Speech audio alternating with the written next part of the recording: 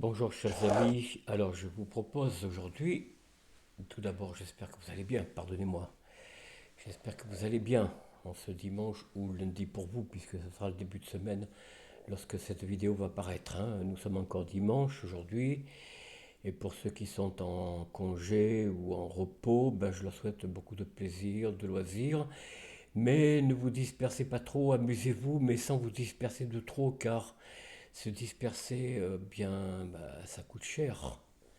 Et si je vous racontais mon parcours, alors là, vous me diriez, mais Raymond, t'es pas comme ça. Eh bien si, pourtant, j'ai connu des étapes où justement les égarements conduisent à une dépossession de soi-même par le regard des autres, par le pouvoir des autres, et aussi par la perte de sa propre identité. Quand je dis identité, ce n'est pas que je ne savais pas qui j'étais, bien sûr, mais mon esprit était bouché, était perdu dans des égarements, des amusements, vous savez, sortir le soir, faire ceci, faire cela.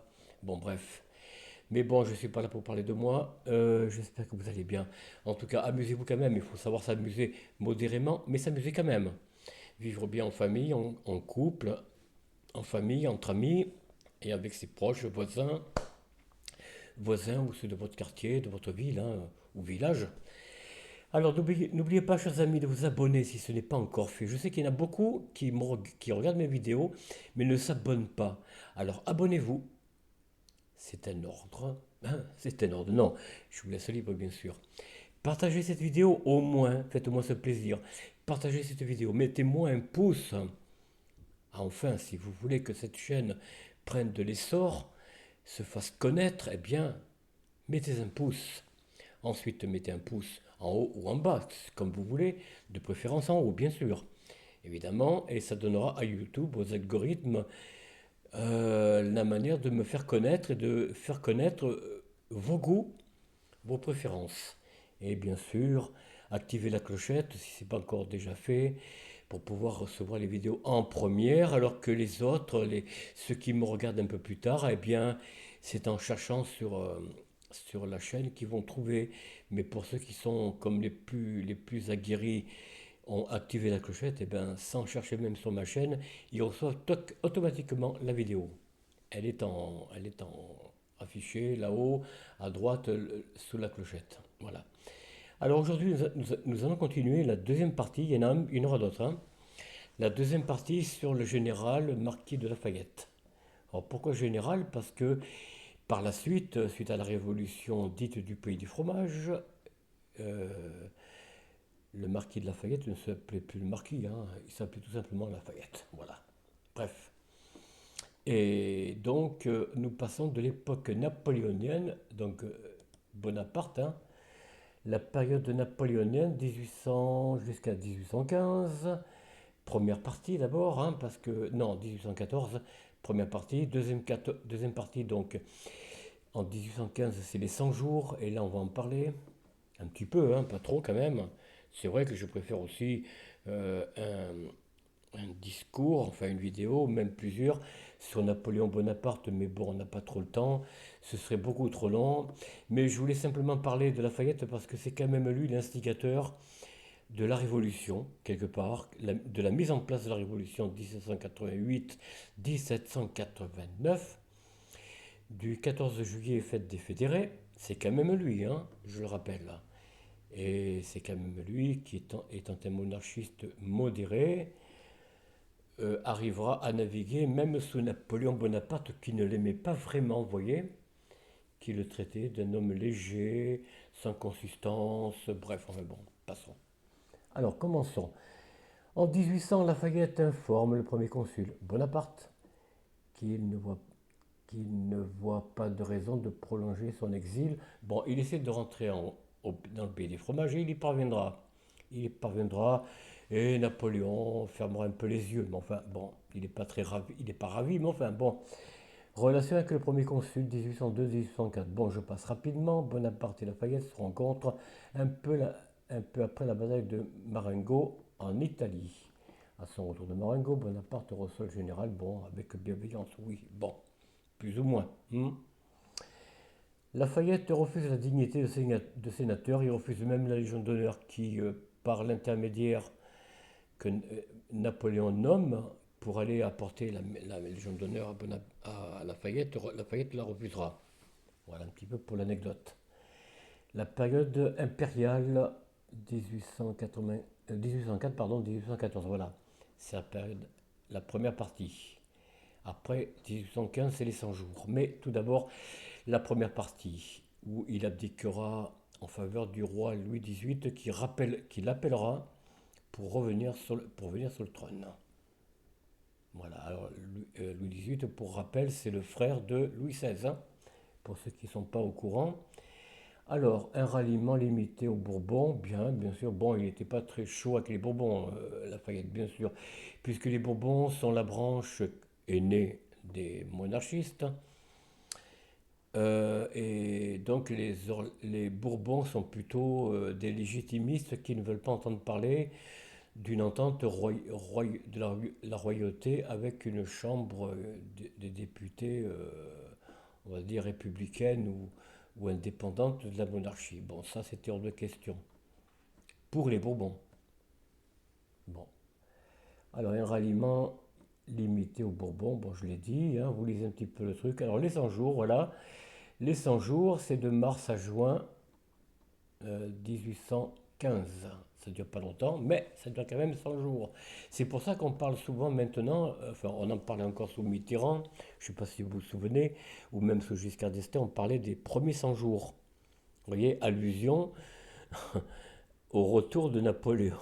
Bon, c'est très infamant de dire ça d'un dirigeant, alors que les 100 jours n'étaient pas à la gloire de Napoléon, c'est moins qu'on puisse dire, puisqu'il sera battu à Waterloo, et dont le commissaire britannique réclamera la tête de Napoléon. Et Napoléon, lui, il fit plus confiance aux Anglais qu'aux autres dirigeants, y compris du pays des fromages. C'est curieux, hein? Donc il n'a pas écouté les députés de la Chambre des députés, donc il a écouté les Anglais, il est parti à l'île d'Elbe, je crois. Non, l'île d'Elbe, c'était donc en Sicile, non, c'est pas là. Sainte-Hélène, pardon, il partira à Sainte-Hélène sous la bonne garde des Anglais, où il restera jusqu'à sa mort. Bon, ça c'est... Voilà. Le retour de Napoléon et le problème du ralliement. Bon, on va pas en parler. Voilà, donc Louis XVIII reviendra après l'abdication de Napoléon, après les 100 jours, hein, je vous le rappelle. Voilà, donc après Waterloo, la séance du 21 juin, voilà. Euh, alors, il soumet à la Chambre, attendez, c'est qui, c'est Lafayette toujours. Il soumet 5, 1, 2, 3, 4, 5 amendements dont l'un sera rejeté par la majorité à l'Assemblée. Alors la première, c'est la déclaration que l'indépendance nationale est menacée par les troupes extérieures, hein, je rappelle. Constitution en permanence de la Chambre qui regardera toute tentative de dissolution comme un acte de trahison. Proclamation du mérite de la patrie en faveur des armées de Ligue et des gardes nationales du haut combat. Plein pouvoir au ministre de l'Intérieur sur l'état-major et la garde nationale parisienne pour défendre la capitale d'éventuelles exactions propres aux situations de crise. Cet article est écarté. Bon. Mandatement des ministres à la barre pour y rendre compte de la situation du pays des fromages. Bien. Voilà. Alors la seconde abdication, voilà, 22 juin 1815, et c'est suite de Napoléon. Hein, il s'agit de Napoléon Ier. Suite à quoi Napoléon II prendra le pouvoir. Pardon, c'est pas le roi Louis XVIII, c'est Napoléon II. Napoléon abdique et les chambres proclament Napoléon II. La commission de gouvernement présidée par Fouché, tiens, oui, c'est un homme qui jouera un grand rôle pour le retour de la royauté,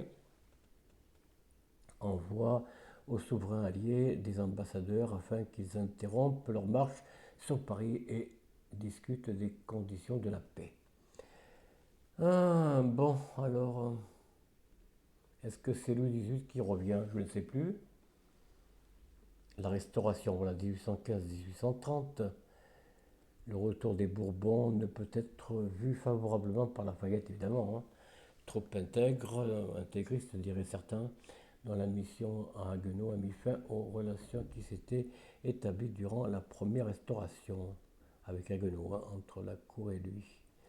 Le général passe en complète le début de la seconde restauration.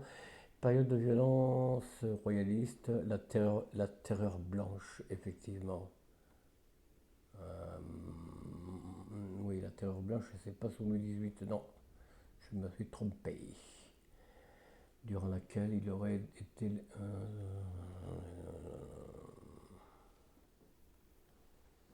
député durant la deuxième législature, 1818-1823. Voilà, on passe. En 1819, il vote contre la proposition de Barthélemy qui tend à modifier la loi électorale, 1817. Bon, j'en ai lu une partie, mais j'avoue que c'est fatigant. Les voies de la conspiration 1820 et 21. Ouais.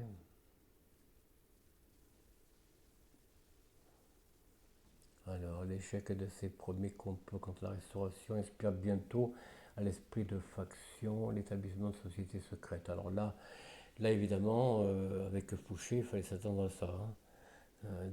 Disséminer les tentatives et les lier entre elles et à marquer les temps et les lieux où les conjurés pourraient agir efficacement. Alors, la charbonnerie, bon, c'est ce qu'on appelle les carbonari en italien, c'est une loge maçonnique, je rappelle italienne, hein, et qui arrive ici dans le pays des fromages, dont Lafayette d'ailleurs sera un des membres éminents, semble-t-il, hein. Il change de loge, hein, carrément, voilà. On devient rapidement un membre influent, ben voilà, ça c'est clair, hein. François-René de Chateaubriand, dans ses mémoires d'outre-tombe, écrit qu'il s'abaisse jusqu'à se laisser nommer le vénérable des ventes du carbonarisme. Bon, voilà, ça c'est Chateaubriand qui le dit, hein. Alors,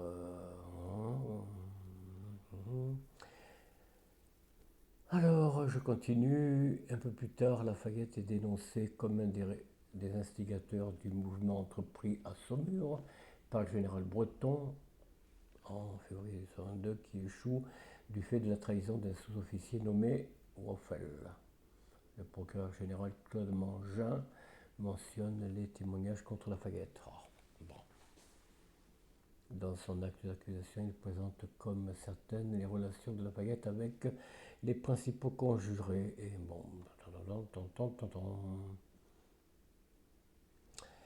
alors, l'intervention du pays des fromages en Espagne, 1823-24. Lors de l'expulsion du député libéral Jacques-Antoine Manuel, 27 février 1823, à la suite d'un discours sur la situation en Espagne, il est un des 64 députés qui protestent contre cet acte de violence parlementaire. Bon, évidemment, hein. Le voyage en Amérique, juillet 1824, septembre 1825, il est accueilli en... Alors, dans le pays des fromages, il est un peu bousculé, il est soutenu de manière mitigée, tièdement, on va dire, alors qu'aux États-Unis, c'est tout le contraire, c'est une ovation. Il sera accueilli par plus de 150 villes, hein, je vous le dis, carrément en héros. Héros de la libération du joug anglais, bien sûr, hein, lors de la précédente révolution des États-Unis et de la proclamation de l'indépendance, hein, comme vous le savez, autour de 1800. Alors, je ne me rappelle plus. Bon.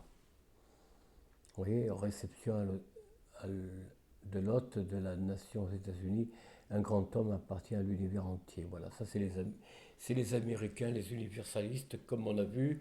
C'est une pensée protestante, hein, remarquez, hein. C'est vrai que le protestantisme ou les Huguenots dans le pays dans le royaume des Francs et plus tard pays des fromages avaient cette idée qui développeront, comme je vous l'ai dit, dans les Pays-Bas, en Hollande, l'actuelle Hollande, et plus tard en Angleterre, puis après aux États-Unis. Bien.